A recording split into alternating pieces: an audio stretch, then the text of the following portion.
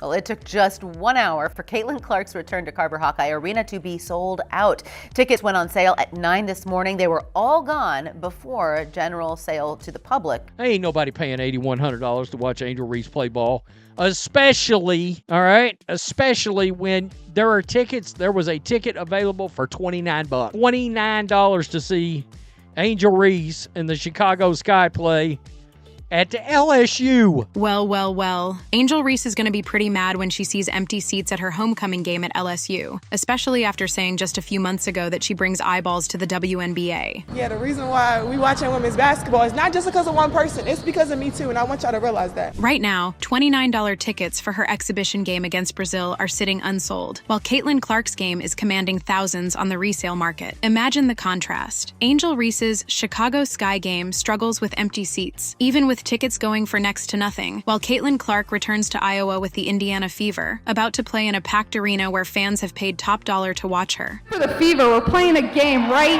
here, baby. Woo! We're coming to town.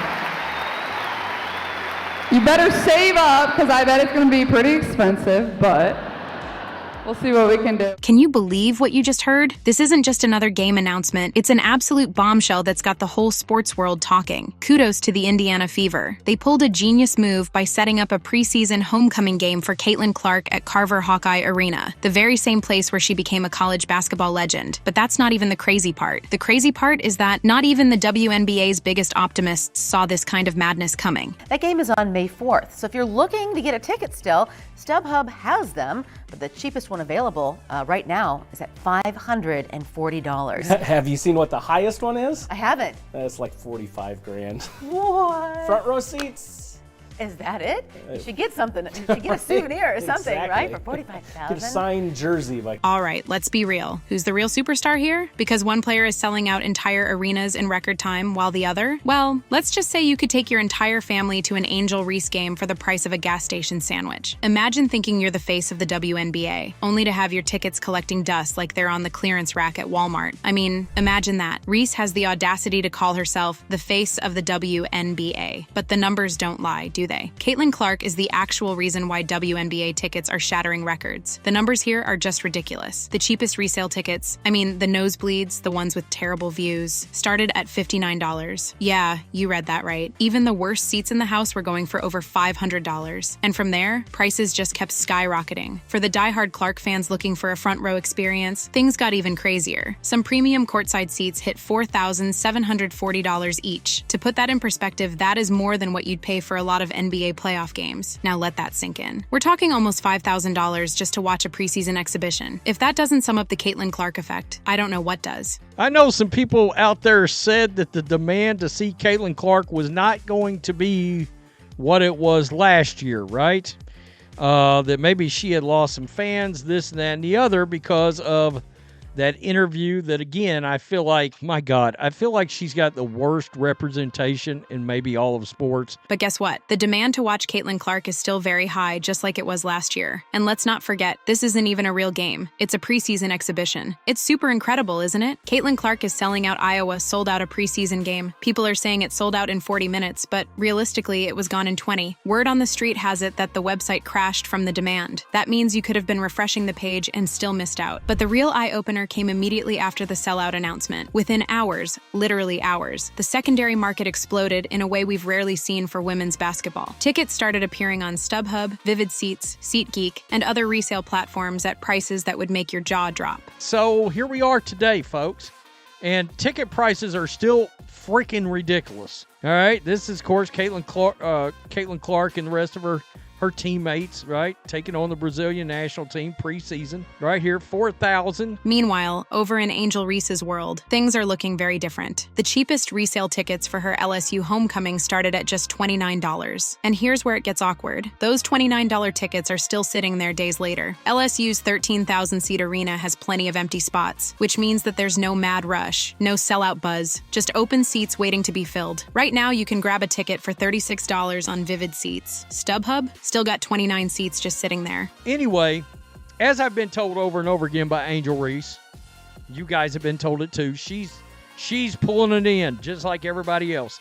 The legacy media, good Lord, during the Rookie of the Year chase, could not mention Caitlin Clark without bringing up Angel Reese. Angel Reese is neck and neck with Caitlin Clark for the Rookie of the Year, and we're like, God, I hope not, because if you're watching these games, if your eyeballs actually work in your skull holes, you can tell this Rookie of the Year race ain't close. So, let's talk about impact. Clark isn't just selling out arenas. She's making the WNBA relevant. She's the reason why people are actually paying attention. Meanwhile, Reese's biggest contribution to the league so far is getting cooked in side-by-side ticket comparisons. Some say Reese will catch up. Maybe. But right now, she's eating Clark's dust. Caitlin Clark is shattering records while Angel Reese is struggling to give tickets away like a fire sale. But let's go even deeper into just how wide this gap really is. Caitlin Clark has endorsements, major media attention, and actual respect from NBA players, legends, and analysts. Steph Curry, Kevin Durant, they're acknowledging Clark's game. Reese, on the other hand, is out here playing the villain role. But the problem is, nobody's watching her movies. Looking at that, I'll take that role. I'll take the bad guy role, and I'll continue to take that on and be that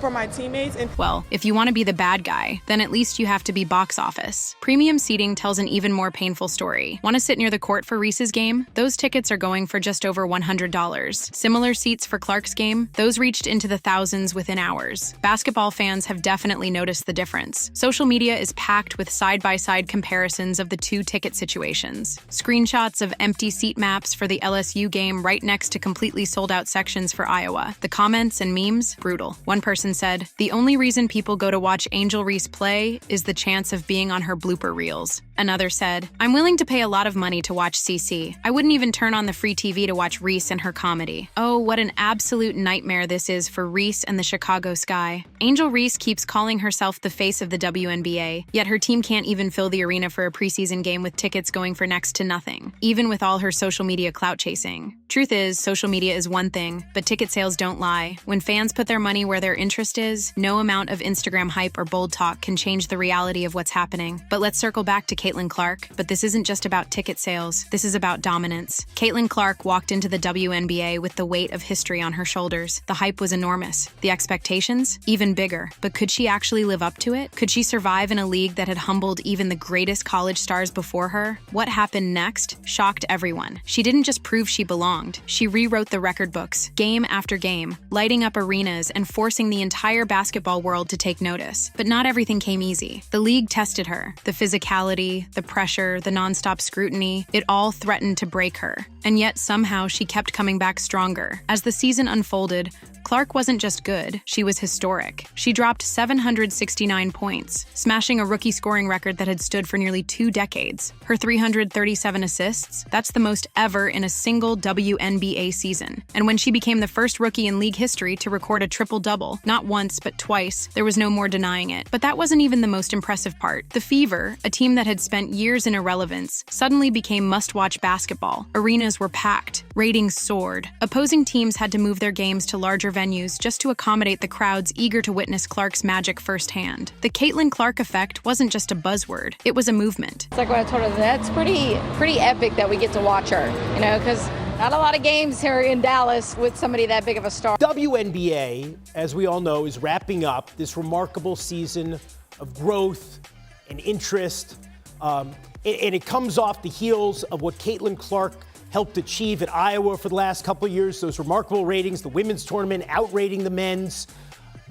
But there have been some growing pains as well, right? That's right. For all her success, Clark's journey wasn't without obstacles. Clark wasn't just playing basketball. She was surviving a war on the court. Defenders didn't just guard her. They targeted her. Game after game, the hits kept coming. Hard fouls, constant contact, players getting extra physical just to slow her down. She was knocked to the ground more times in one season than most veterans experience in 5. The message was clear. She wasn't going to waltz into the league and take over without a fight. And it wasn't just the physicality. Defenses keyed in on her, forcing her into impossible situations, and the pressure never let up. Her turnovers piled up. She had 223 in total, which is the most in a single season in WNBA history. Some nights it seemed like every mistake was magnified. Every slip-up turned into another headline. The expectations that had followed her from college weren't going anywhere. If anything, they were growing even bigger. But where some might have folded under that weight, Caitlin Clark adjusted. She took the hits and got back up. She faced the pressure and found ways to work around it. She didn't run from the struggle. struggle, she embraced it. And that's why, by the end of the season, she wasn't just the best rookie. She was one of the most impactful players in the league. She had led the Fever to their first playoff appearance since 2016, proving she wasn't just a star, she was a franchise changer. The WNBA is entering a new golden era, but make no mistake about who's leading the charge: Caitlin Clark. Do you agree? Let us know in the comments. Like, subscribe, and turn on all notifications so you never miss out. Check out the next video on your screen and we'll catch you there. Thanks for watching.